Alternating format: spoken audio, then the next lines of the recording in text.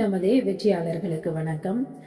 முதுகலை தமிழாசிரியர் தேர்வு, கல்லூரி உதவி பேராசிரியர் தேர்வு, பட்டதாரி ஆசிரியர் நியமன தேர்வு என அத்தனை தேர்வுக்கும் பயன்படக்கூடிய வகையில் சித்தர்கள் அவர்களை பற்றிய சில குறிப்புகள் தான் நம்ம இப்போ பார்க்க இருக்கிறோம்.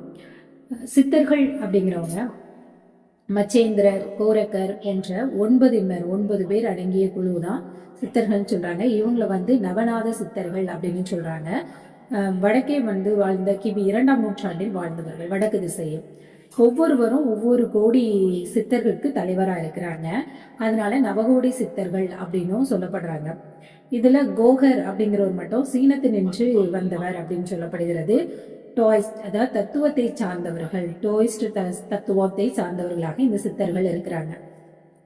இவங்க தமிழகத்துல சுத்த சன்மார்க்கத்தினை சைவர்களுக்கு பறைசாற்றியவர்கள். யார் நைந்து நலியும் உடலினை காயகல்பத்தின் மூலம் வலுப்படுத்தி உலகில் நெடுங்காலம் வாழச் செய்யலாம், அதாவது உடம்பினை ஆன்மாவாகவே மாற்றுவதன் மூலம் மரணமில்லா பெருவாழ்வு வாழலாம் அப்படிங்கிறதும், பிறர் கண்ணுக்கு புலப்படாம வாழ்றது, வெட்ட வெளியில கரைந்து மறைகிறது, அப்புறம் தூள உடலினை சூட்சும உடலாக மாற்றுவது, உடலும் உயிரும் பிரிதலுமின்றி ஒன்றே செய்யலாம், இந்த மாதிரி பல விஷயங்களை செய்யறது. அந்த சித்தி வேலைகள் எல்லாம் செய்யக்கூடியது இங்க சித்தர்களுடைய வேலையாக இருக்கிறது. சித்தர்கள் பெரும் வித்தகர்கள், அதே மாதிரி தூய சிந்தனையாளர்கள், நெஞ்ச உணர்ந்ததை வஞ்சகமின்றி அஞ்சாத நெஞ்சத்தோட நேர்பட சொல்லக்கூடியவங்க. என்ன அவங்கள்ட்ட தோணுதோ அதை நேர்முறையா நினைச்சிருவாங்க சொல்லக்கூடியவங்களா இந்த சித்தர்கள் இருக்கிறாங்க. எதற்கும் அஞ்ச மாட்டாங்க, எதுக்கும் தயங்க மாட்டாங்க. என்ன தோணுதோ அதற்கு நேர்முறையான அந்த செயலை வெளிப்படையா அப்படியே சொல்லக்கூடியவங்களா அவங்க இருக்கிறாங்க. அது மாதிரி உலக துன்பங்களுக்கு எல்லாம் காரணம் உளவன்மை இன்மையே அப்படின்னு சொல்லிட்டு அந்த கருத்தையும் உணர்த்தக்கூடியவர்களா இருக்கிறாங்க. பறந்து திரியும் பறவைகள் போன்றவர்கள், தங்கு தடையின்றி சிங்கமென எங்கும் எந்த இடத்திலையும் உலவி வரக்கூடியவங்க, உள்ளத்துல என்ன படுதோ பட்டதை பட்டபடி அப்படியே பகரக்கூடிய உள்ளத்தை உடையவர்களாக இந்த சித்தர்கள் இருக்கிறாங்க. அவங்களுடைய இயல்புகள் அப்படின்னு பார்த்தோம்னா, சிவானுபதி சொல்பவர்கள், சிவனை குறித்த செய்திகளை சொல்லக்கூடியவர்கள், சமயம் கடந்த இந்த சமயத்தை சார்ந்தவர் அந்த சமயத்தை சார்ந்தவர்ங்கிறது கிடையாது, சமயம் கடந்த பண்பை உடையவர்களாக இருக்கிறாங்க. அதுக்கப்புறம் காற்றில் உள்ள பிராண வாயுவை உட்கொண்டு யோகத்தில் நிலைப்பவர்கள்.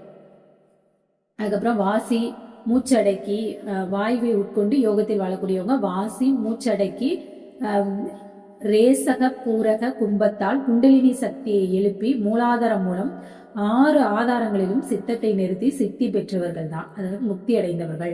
இது அனிமா அப்படின்னா என்ன அப்படின்னு பாத்தீங்கன்னா, அணுவை போல் சிறிதாதல். அணு போல தன்னுடைய உடலை அப்படியே சிறிதா சுருக்கக்கூடியவங்க, அதுக்கு இது அனிமா. மகிமா அப்படின்னா மேருமலை போல் பெரிதாதல், மகிமை, மகிமா பெருமை அப்படின்னு வச்சுக்கலாம். லகுமா, லகுவா இருக்கிறது, காற்று ரொம்ப லகுவா இருக்கும், லகுமானா காற்றை போல் லேசாதல். கரிமா அப்படின்னா பொன்னை போல் ஒளிர்தல்.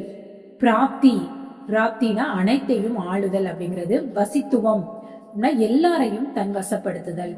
பிரகாமியம் அப்படின்னா கூடு விட்டு கூடு பாய்தல். அடுத்து ஈசத்துவம் அப்படின்னா விரும்பியதெல்லாம் முடித்து அனுபவித்தல் அப்படின்னு அட்டம சித்திகளையும் உடையவர்களா இருக்கக்கூடியவங்க தான் இந்த சித்தர்கள். இப்ப கூடு விட்டு கூடு பாயும் சிறப்பினை உடையவர்கள் இந்த சித்தர்கள். திருமூலர், அருணகிரியார், அருணபுதி ஞானம் பெற்றோர் அப்படின்னு சொல்லி திருமூலரும் அருணகிரிநாதரும் இந்த கூடு விட்டு பாயக்கூடிய பண்பினை உடையவர்கள் அப்படின்னு நம்ம நினைச்சலாம் சொல்லலாம். பத்தரும் சித்தரும் சிவன் மூத்தராக வாழ்ந்து உடல் மாய்ந்ததும் உயிர் முக்தி பெறுதல், அதாவது முக்தி அடைந்தவராக வாழ்ந்து பிறவாதிருக்க ஒரே வழி என்பது பத்தர் கொள்கை. சித்தரோ மரணத்தால் சடலமாய் வீழ்வது முக்தி அன்று. இவ்வுலகில் இருக்கும் போதே சூட்சும உடலோடு, அந்த உலகில் இருக்கும் போதே சூட்சும உடலோடு என்ன செய்யணும், இறையுடன் கலப்பதுதான் முக்தி அப்படிங்கிறது சித்தர்களுடைய பண்பு. இப்ப பக்தர்கள் அனைவருமே சித்தர் ஆகார். ஆனால் சித்தர்கள் எல்லாரும் பக்தர்கள் தான். இருவருக்கும் உள்ள வேறுபாடும் மாறுபாடும் என்ன அப்படின்னா, சமய தத்துவத்துல இல்ல, இறைவனை அணுகும் முறையிலும் சக்தியை வெளிப்படுத்தக்கூடிய வகையிலும் தான் இருக்கு. பக்தர்கள் தலங்கள் தோறும் போய் பரமன புகழ் பாடி போற்றுபவர்கள். சித்தர்கள் யோகத்தால் ஆன்மீக சக்தியை வளர்த்து மனமடக்கி அந்தரியம் யாமியாய் தன்னுள்ள உரையும் இறைவனுடன் ஒன்றித்து அனுபூதியை உலகினுக்கு அறிவு, அதாவது அவங்க மனசளவுல இறைவனை தியானித்து அதன் மூலமாக இறைவனை அவர்கள் அனுபவித்ததை மற்றவர்களுக்கு சொல்லக்கூடியவர்களா இருக்கிறார்கள். இருக்கிறாங்க. இது சித்தர்கள். அது மாதிரி பூஜை புனஸ்காரங்களை புறக்கோலங்களோ அவங்களுக்கு தேவையில்லை. உள்ளம் பெருங்கோயில், நாம் நடமாடும் கோயில், கடவுளை காண முயன்றோர் பக்தர், கண்டு தெளிந்தோர் சித்தர்கள் அப்படின்னு என்ன செய்யப்படுது சொல்லப்படுது. 11 சித்தர்கள், அதாவது மொத்தம் 60க்கும் மேற்பட்ட சித்தர் குழுக்கள் இருக்கு, குழாம் உண்டு. இவர்கள்ல 18 சித்தர்களை பலரும் கருதும் பாங்குடையவர்களாக இருக்கிறாங்க.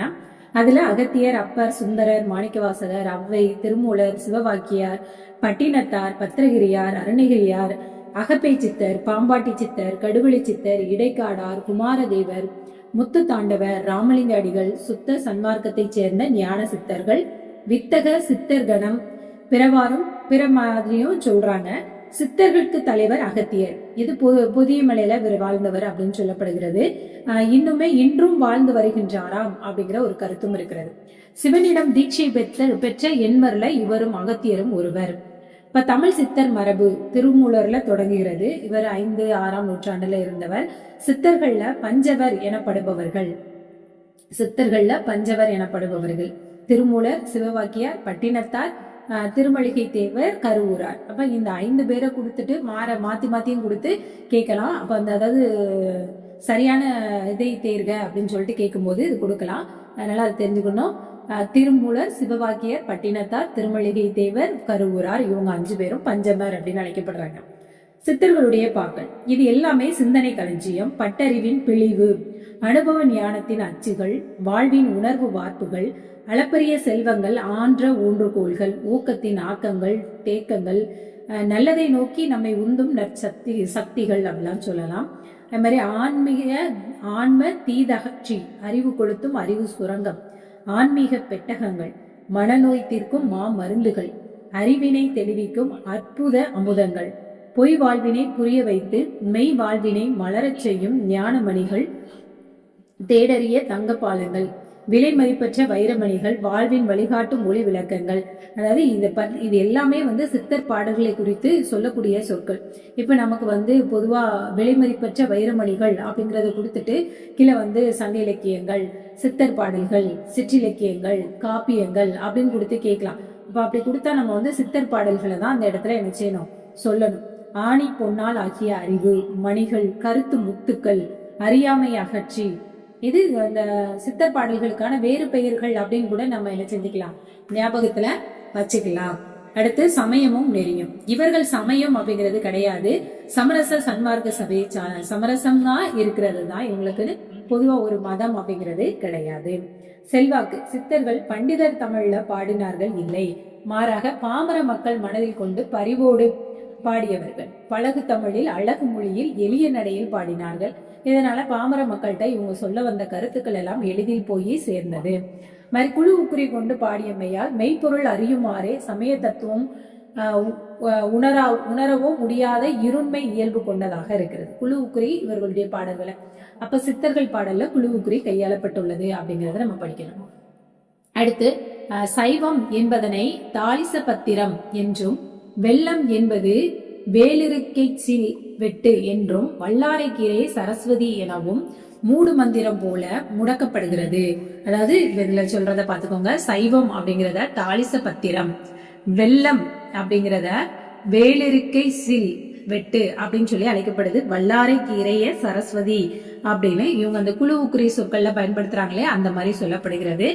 இதனால சிலருக்கு இது என்ன செய்யாம தெரியாம புரியாம இருக்கக்கூடியதா இருக்கு. சமணர்கள் சித்த சரணம் செப்புகின்றனர்.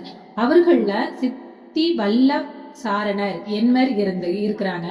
சாக்கியமும் இத்தகைய சித்திகள் போற்றுகிறது. இந்த தேரையர் அப்படிங்கிறவரு குறிப்பிடத்தக்கவரா நினைச்சாரு இருக்கிறாரு. இஸ்லாத்திலும் மஸ்தான்கள் ஞானிகளாக இருக்கிறார். அதுல குணகுடி மஸ்தான், பீர் முகமது போன்றவரை நம்ம நினைச்சலாம் சித்தர்கள் வரிசையில சொல்லலாம். மாதிரி பல் சமயத்தார் பல காலத்துல உள்ளவங்க இவங்கெல்லாம் நிறைய பேர் நினைச்சாங்க இந்த சித்த வேலைகளை இது பண்றாங்க. புகழ் சூத்த சித்தர்கள் பெயரால் பின்வந்தோர் ஜோதிடம், மருத்துவம் என பல நூல்களை அவங்க நினைச்சிருக்காங்க, படைத்திருக்கிறாங்க. சித்தர் நூல்கள் வன்னடை, மென்னடை அப்படின்னு 2 வகையில இளங்கக்கூடியதா இருக்கு. இதுல கேளப்பா, நீலப்பா என்ன அமைவன, மென்னடையின எழுதீர் புரிவன, வன்னடையில் வருவன அரிதில் அறிவன, ஆணித்தரம் அடித்து கூறுவன. வன்மை நடையில வருகின்ற அன்பாய் உணர்த்துவன மென்மையாய் மிளர்கின்றது தான் இந்த பாடல்களுடைய சித்தர்கள் பாடல். மண்ணடை மென்னடை 2 வகையில இருக்கிறது. அது கேளப்பா நீலப்பா என்ற முறையில் அமைகிறது மென்னடைன்னு சொல்லப்படுது. இது எளிதா புரியக்கூடியது. மண்ணடையில வருவன அரிதில் அறியக்கூடியதாக இருக்கு. ஆணித்தரமாக கருத்துக்களை சொல்லக்கூடியதாகவும் இருக்கு. சித்தர்கள் அந்த சிந்தை காய சித்தியில் குறியை கொண்டதாக இருக்கிறது.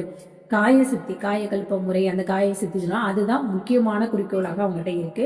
உடலை அழியாது பாதுகாத்து உயிரை தக்க வைக்கும் திறம், இந்த காய கற்பம் தேடும் முயற்சி. சித்தர்கள் ஜாதி சமயம் கடந்தவர்கள். இது முதல்ல பார்த்தா அவங்களுக்குன்னு தனியா ஒரு மதம் கிடையாது.